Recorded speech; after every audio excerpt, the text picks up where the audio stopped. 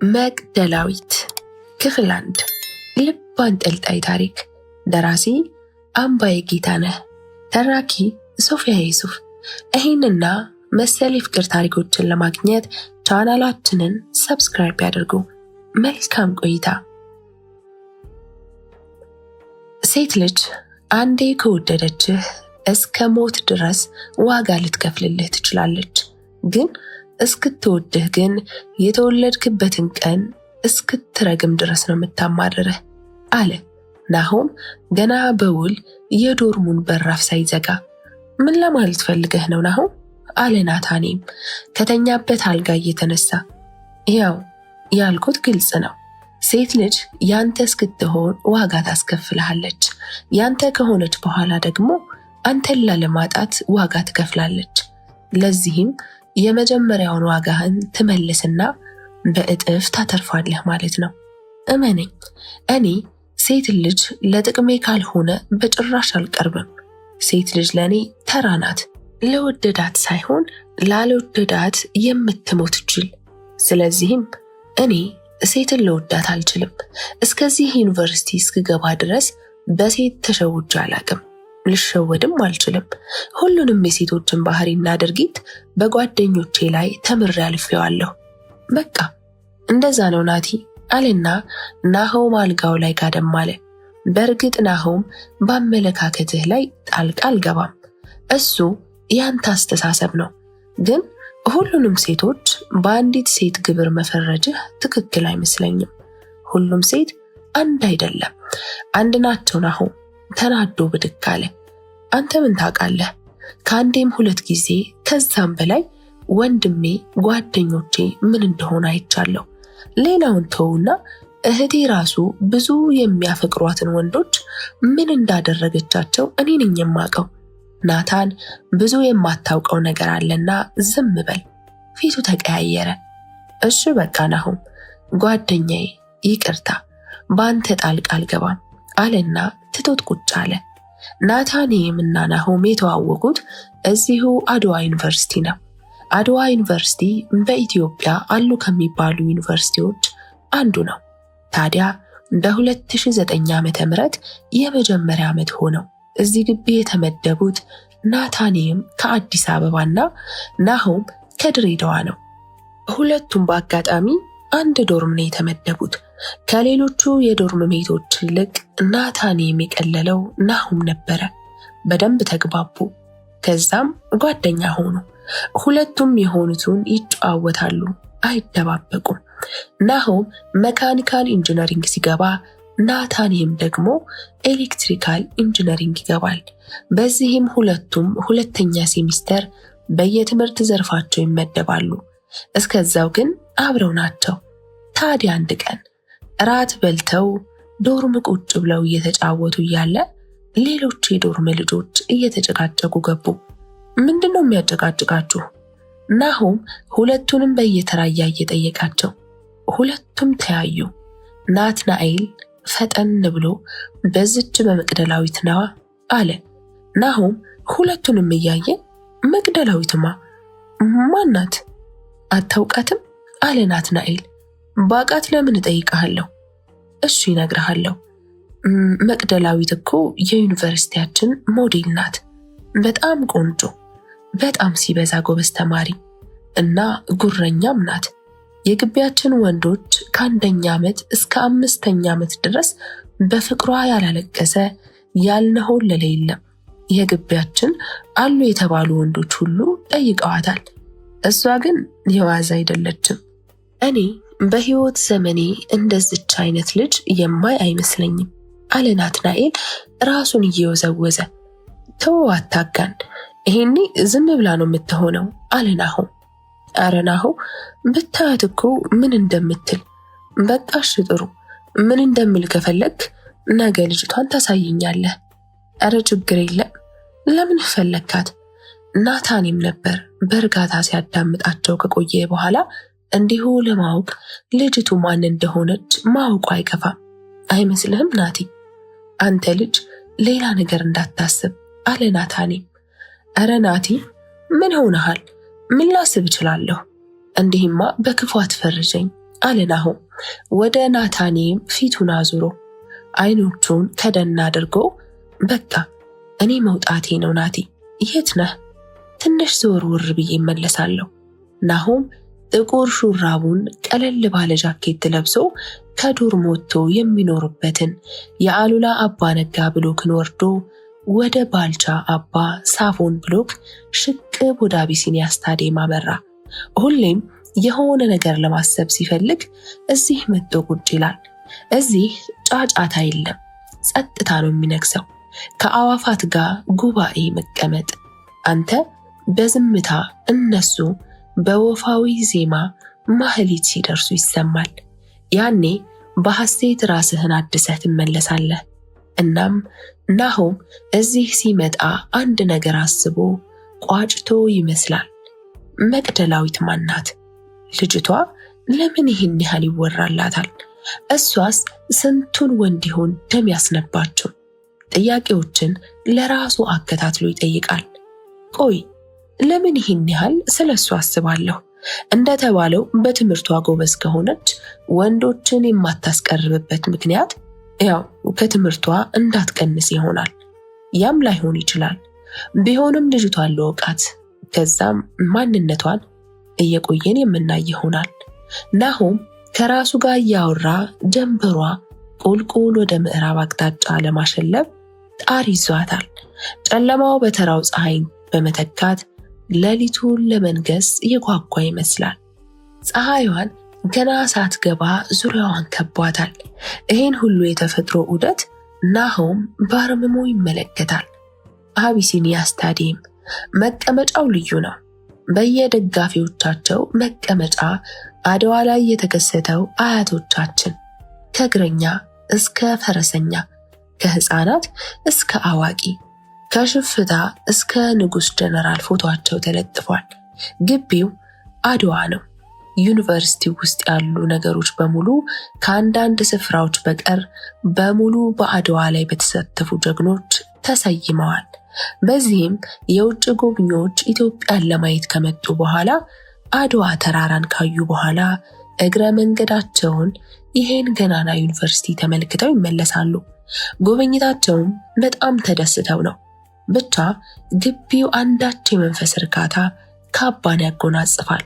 ናሆም ይህን ሁሉ እያየ በአያቶቻችን ብስለት፣ አንድነት፣ ወኔ፣ ጥንካሬ ተደሞ ስለሰሩት ገደል እያሰበ ድንገት ሳያስበው እንባው ኩብልል ብሎ ወረደ። መሬት ላይ ጠብ ሲል ያይና ብድግ ብሎ እንባዎቹን ጠራርጎ ዘወር ሲል ካጠገቡ ቆማ ድርጊትና ሁኔታውን ስትከታተለው ከነበረች ልጅ ጋር ይገጣጠማል። እንዴ ማነሽ? ቆይ እንዴት መጣሽ? ማለቴ ምን ሰዓት ነው የመጣሽው? ብዙ ቆይተሻል? የጥያቄ ማዕት አሽጎደጎደላት። ጥያቄውን ወደ ጎን ተወችና ዝም ብላ ትኩር ብላ ካየችው በኋላ ቆይ ለምንድን ነው ያለቀስከው? ምን ሆነህ ነው? አይኖቹን እያየች ጠየቀችው። ምንም አልሆንኩም ኮስተር አለ። ለመሆኑ አንቺ ማነሽ? ጸጉሯ እንደ ነገሩ ተደርጎ የተያዘ ቢሆንም ግን ቢለቀቅ የት ሊደርስ እንደሚችል መገመት ቀላል ነው። አይኖቿ ውብ ናቸው። በለበሰችው ተከፋች አጭር ቀሚስ ሁሉ ሰውነቷ ይታያል። ከንፈሯን በስሱ ቀይ ሊፕስቲክ ተቀብታለች። ከተስተካከለ ቁመናዋ ጋር ልዩና ቆንጅዬ ነች። ጸጉሯን በግራ እጇ ወደ ኋላ እያስያዘች ማንነቴ ምን ይሰራልሃል? ያንተን ሁኔታ ለመረዳት የግድ ስሜን መናገር አለብኝ? አስበው እስኪ እኔ በአንተ ቦታ ብሆን እኔ የጠየቅኩህን አንተ ብትጠይቀኝ፣ አንተ የጠየቅከኝን ብጠይቅህ ምን ታስባለህ? እሺ እንደዛ ካልሽ እኔ እዚህ አየር እየተቀበልኩ ነበር። በቃ ይሄው ነው። አየር መውሰድ አያስለቅስም። ገብቶኛል። መናገር አትፈልግም። በቃ እሺ አላስገደድህም። ለማንኛውም መቅደላዊት እባላለሁ። አቤት ማናልሽኝ? የሰማውን ማመን አልቻለም። አልሰማኸኝም? መቅደላዊት እባላለሁ። ዝም አለ። ምን ነው ዝም አልክ?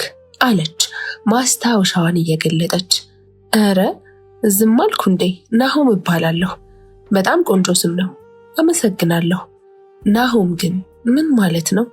መጽናናት ማለት ነው። አሪፍ። እናትህ ነች ያወጣችልህ አይደል? ዘወር አለና በአጽንዖት እየተመለከታት እንዴት አወቅሽ? ብዙ ጊዜ የስሞችን ትርጓሜ በማወቅ ማንኛው የቤተሰብ አካል እንዳወጣው የማወቅ ልምድ አለኝ። አንተም ጋር ያረኩት ያንን ልምድ ነው። አይ ጥሩ ልምድ ነው። ሁልጊዜም እዚህ ትመጫለሽ እንዴ? አዎ፣ ሁሌም ከራሴ ጋር ማውራት ስፈልግ የዕለት ተዕለት ገጠመኝን ማስታወሻዬ ላይ የምጽፈው እዚህ መጥቼ ነው። ጥሩ አድርገሻል። ይሄ ቦታ ሰላማዊ ነው። ለሁሉም ነገር ይመቻል። ስንተኛ ዓመት ተማሪ ነሽ? 2ኛ ዓመት ሲቪል ኢንጂነሪንግ ነኝ። አድዋን በደንብ ታውቂያታለሻ? አዎ፣ በተለይ ግቢውን። ከግቢ ውጭስ? አለ ናሆም የምጸት ፈገግታ ፈገግ እያለ። ከግቢ ውጭ እንኳ ያን ያህል አላውቀውም። አንዳንዴ እምነት ቦታ ሄዳለሁኝ ወይም ደግሞ ዕቃ ለመግዛት ከመሄድ ውጭ አለችና፣ አይ እንደዛ ከሆነ ጥሩ ነው። እና እንዴት እዚህ የምትመጭ ከሆነ አላገኝሽም? አላውቅሽም። ግቢ ውስጥም አይችሽ አላቅም። ዛሬ የመጀመሪያ ጊዜ አለ ናሆም። ናሆም ግቢው እኮ ሰፊ ነው። በጣም ብዙ ተማሪ ይማራል። በዚህ ሁሉ መሃል እኔን አለማወቅህ ሊያስገርምህ አይገባም። ነገሩን ቀለል አድርገው እሺ አለች በትኩረት ናሆምን እየተመለከተች። ናሆም እየተደነቀ ይመስላል። በግርምት እያያት ነው። በጣም ሲበዛ ደስ ታያለሽ። ስላወቅኩሽ በጣም ደስ ብሎኛል አለ ናሆም እጁን በድጋሚ ለሰላምታ እየዘረጋላት። እኔም ስላወቅኩህ ደስ ብሎኛል አለች። በቃ ሌላ ጊዜ እንገናኛለን አላትና ብድግ ብሎ ቻው አላት። እሺ ቻው አለች። ናሆም መቅደላዊትን ያገኘበት አጋጣሚ አስገርሞታል። እንዴት እንደዚህ አይነት ልጅ ትሆናለች? ለምንድን ነው በጣም ኩሩ ናት ያሉት? ልጅቱ ሲበዛ ቆንጅዬና አንደበቷም በጣም ጣፋጭ ነው። የእውነት መቅደላዊት ይች ናት? ራሱን በድጋሚ ጠየቀ። መቅደላዊት ከስታዲየሙ ሆና በአይኖቿ ተከተለችው ናሆምን። ነገር ግን ናሆም አልዞረም፣ ዝም ብሎ ይሄዳል። ስልኳን አወጣችና ወደ አንድ ስልክ በመደወል ስልኳን ወደ ጆሮ አስጠጋች። በዚህ ጊዜ እጆቹን ጨብጨብ ባደረገና ወደ እሷ ሲጠጋ መቅደላዊት እምር ብላ ተነሳችና፣ እንዴ የት ነበርክ? እያዳመጥከን ነበር? ቆይ ለምን እንደዚህ አደረግክ? ጥያቄዋን አከታተለች። ጎበዝ መቅደላዊት፣ የመጀመሪያ ስራሽን በትክክል ተወጣሻል። አሁን ናሆም ባንቺ መላእክትነት እየተገረመ ይሄዳል፣ እየተገረመ ያመሻል፣ እየተገረመ ያድራል። በዚህም ስለ ቀጣዩ አንቺ ስትጠነክሪ እሱ አሁን ባሳየሽው ባህሪ ሳይዘጋጅ ይመጣል። ያው ልክ እንደ አሁኑ በድንገት ታገኘዋለሽ። በደንብ ሳቀ። ነገር ግን ይህንን ባህሪሽን አንድ ቀን እውነቱን ያወቀ ዕለት ሊገልሽ ይችላል። ሲበዛ በጣም አደገኛ ነው። አሁን ማድረግ ያለብን በተቻለ መጠን አመለካከቱን መቀየር ነው። ለሴት ልጅ ያለው ጥላቻ መወገድ አለበት። እንደዛ መሆን አለበት። ናሆም የዋህ ልጅ ነው በጣም ሲበዛ እና ደግሞ ይህን የዋህነቱንና አዛኝነቱን ባልሆነ ጥላቻ ጭምብል አጥልቆ ማንነቱን እንዲያጣ አልፈልግም። ለዚህም ማንኛውንም ነገር በጋራ እየሰራን ናሆምን መቀየር የኔና ያንቺ ኃላፊነት ነው። በተለይ አንቺ ከዚህ በኋላ በትርፍ ጊዜሽ እሱን ታደኛለሽ። ከዚህ በኋላ ምናልባት ላንገናኝ እንችላለን። በድንገት ሊያይን ይችላል። ስለዚህ በስልክ እናወራለን። በዚህም ሁሌም ምሳ ከበላን በኋላ ለብቻው ወደ ማንዴላ ዋርካ ሄዶ ለ45 ደቂቃ ያሳልፋል። ምሳ የምንበላው 5 ሰዓት ከ40 ሲል ነው። ልክ 6 ሰዓት ሲል እዛ ይሄዳል። ከሰዓት ከ10 ሰዓት ተኩል እስከ 11 ሰዓት እዚህ ስታዲየም ይመጣል። ከዛም ማታ 1 ሰዓት ላይ ለሻሂ ቡና ወደ ማክዳ ካፌ ይሄዳል። ሌሊት 7 ሰዓት ተኩል ከእንቅልፉ ነቅቶ ወደ ሚኒሊክ ላይብራሪ ይሄዳል። ሌሊት 10 ሰዓት ተኩል ከላይብራሪ ተመልሶ ይተኛል። ይሄ የዕለት ተዕለት ፕሮግራሙ ነው። እንደየሁኔታው ፕሮግራሞቹን ይቀያይራል። በጣም ሲበዛ ተጠራጣሪ ነው። እሺ፣ አንዲት ውሸት ከ100 እውነት ካገኘ ከዛ በኋላ አለቀ። እናም በውጤቱ ትደሰችበታለሽ። ሁሌም ቢሆን በራስሽ ትኮሪያለሽ። እሺ አላት። ግን እኮ እቅዳችን ላይሰራ ይችላል አለች መቅደላዊት ግራ በተጋባ ሁናቴ። ይኸውልሽ መጀመሪያ ራስሽን አሳምኚው። አሁን እያደረግሽው ያለው ነገር የፍጻሜሽ የስኬትሽ ሽልማት የናሆምን አመለካከት ጥሩ ሆኖ ማየት ነው። ይህ ደግሞ በሞዴልነትም ሆነ በትምህርትሽ ስኬታማ ተብለሽ ከምትሸለሚው ሽልማት በላይ ነው። ገባሽ አይደል? ይሄ ደግሞ ላንቺ ቀላልሽ ነው ባልኩሽ መሰረትና ያንቺን ፕሮግራም በማይጎዳ መልኩ አላትና መልከ መልካሙ ልጅ ትቷት ሄደ። መቅደላዊት ማስታወሻዋን ብድግ አደረገችና ከመጀመሪያው ለምንሽ አልኩት። የማረባ ነኝ? እንዴት ትምህርቴ ላይ ጫና የሚፈጥር ነገር እቀበላለሁ? ይህ መሆን አልነበረበትም። ቢሆንም ግን አንድ ጊዜ እሺ ብየዋለሁ። ስለዚህ ወደ ኋላ ልል አይገባም። ነገር ግን ልጁ እንዴት እንደዚህ አይነት ሴቶችን በጅምላ ይጠላል? በሌሎች በደረሰባቸው ነገር ነው ወይስ በራሱም ደርሶበት ነው እንዲህ ሴትን ሊጠላ የቻለው? ከራሷ ለራሷ ትጠይቃለች። አይታወቅም። በሁሉም ነገር መፍረድ ቀላል ነው። ናሆም ምናልባት በሌሎች አስመስሎ ነገር ግን በራሱ ላይ የተጻፈን መጽሐፍ እያነበበ የሚኖር የዋህ ይመስለኛል። ይህ ደግሞ አስቸጋሪ ነው። ስለዚህ ከዚህ በኋላ የእውነት ጥሩ ሆኜለት ላውራው፣ ልግባባው፣ ልሰማው ይገባል።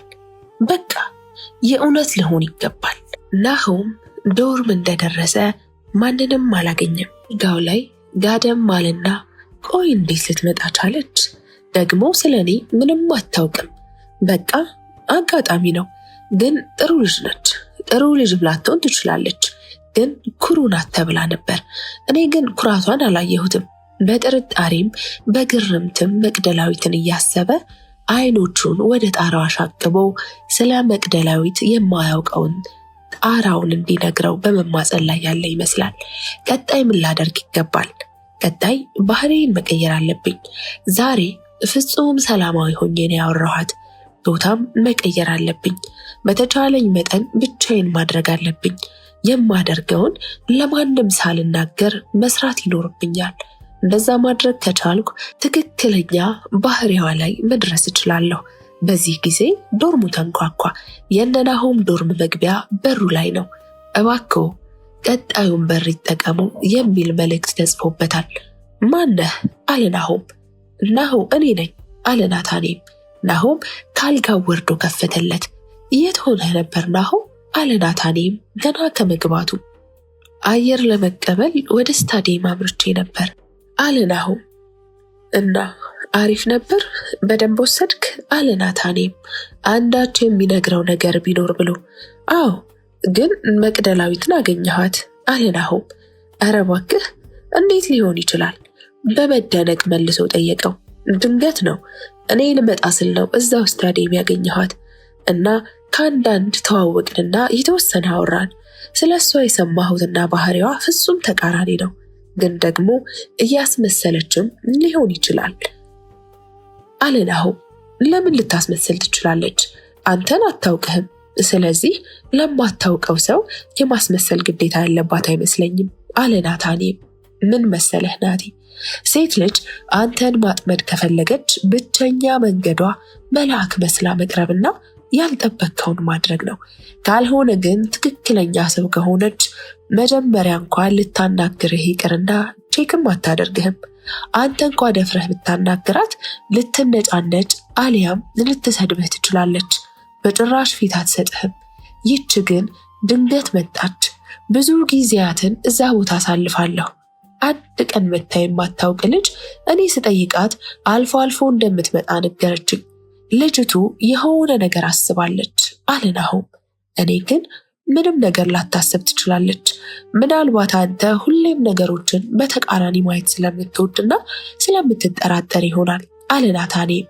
ተስፋ አደርጋለሁ ጥርጣሬ ውሸት ሆኖ የእሷ እውነት እንዲሆን፣ ካልሆነ ግን ጥሩ ነገር አይፈጠርም።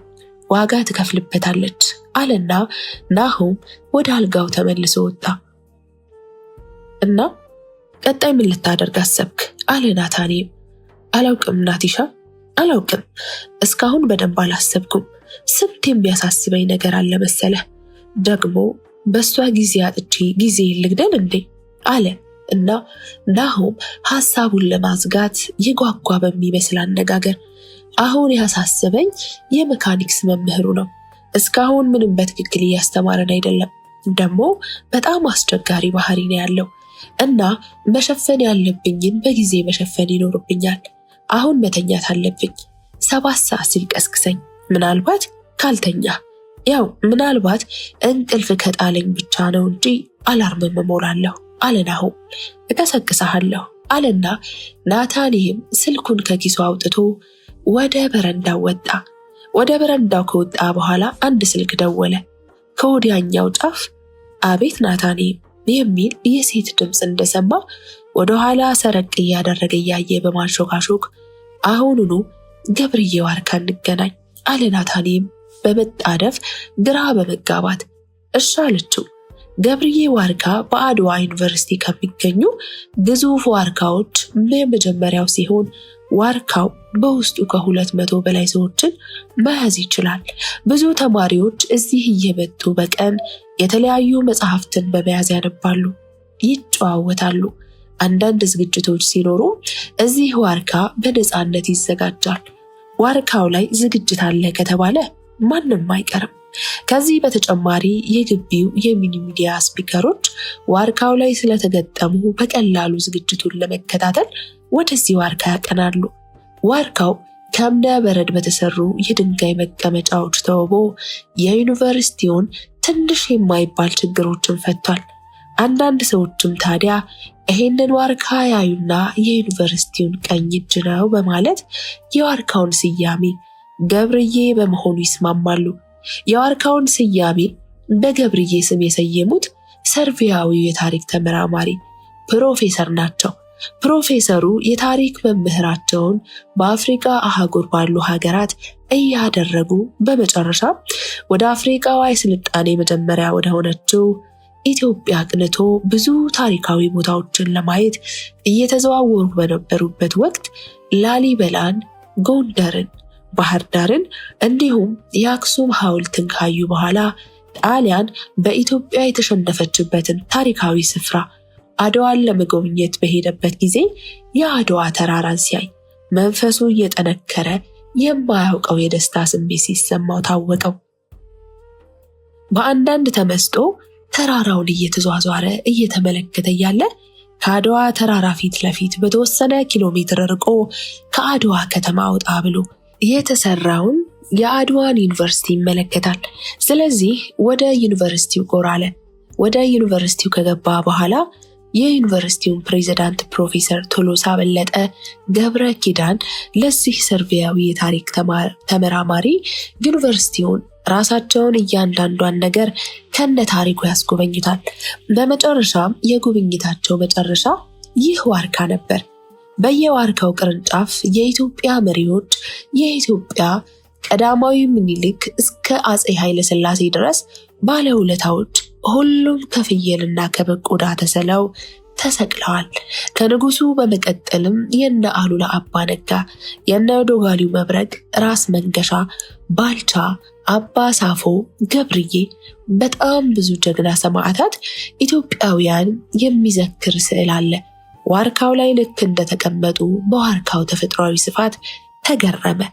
ከዚህም ባሻገር ዩኒቨርሲቲው ለቀደምት አባቶች እና ነገስታት የሰጠው ክብር አስደስቶታል። ከፕሬዝዳንቱ ጋርም ብዙ ተጨዋወቱ። በመጨረሻም ለፕሬዝዳንት ፕሮፌሰር ቶሎሳ በጎንደር ለጉብኝት በነበረበት ጊዜ ስለ አጼ ቴዎድሮስ ቀኝ እጅ ገብርዬ ያየውንና ያነበበውን ሲያጫውተው በጣም ተደስቻለሁ። እንደ ገብርዬ አይነት ቀኝ እጅና አማካሪ ማግኘት ከባድ ነው። የገብርዬና የአጼ ቴዎድሮስ ጥምረት ሁሌም ሲያስገርመኝ ይኖራል። በመጨረሻም ንጉሱ አጼ ቴዎድሮስ የገብርዬ መሞት ሲሰማ እንዴት ራሱን እንዳጠፋ ሳስብ እድሜ ልኬን ስደነቅ እኖራለሁ። ከዚህ በመቀጠል ስሜቴን የወረረውና ልቤ የተነካው እዚህ ዩኒቨርሲቲ ገብቼ ከዚህ ዋርካ ስቀመጥ ነው። ስለዚህም የዚህን ዋርካ ስያሜ ገብርዬ ብየዋለሁ አለ ሰርቪያዊው ፕሮፌሰር ኮሳቪክ በሐሴት ዋርካውን እየተሽከረከረ። በደስታ ነዋ። እኛም በዚህ ታማኝ ኢትዮጵያዊ ሰው ስም በመሰየሙ እንደሰታለን አለ መልከ መልካሙና ትሁቱ ፕሬዝዳንት ፕሮፌሰር ቶሎሳ በለጠ ገብረ ኪዳን።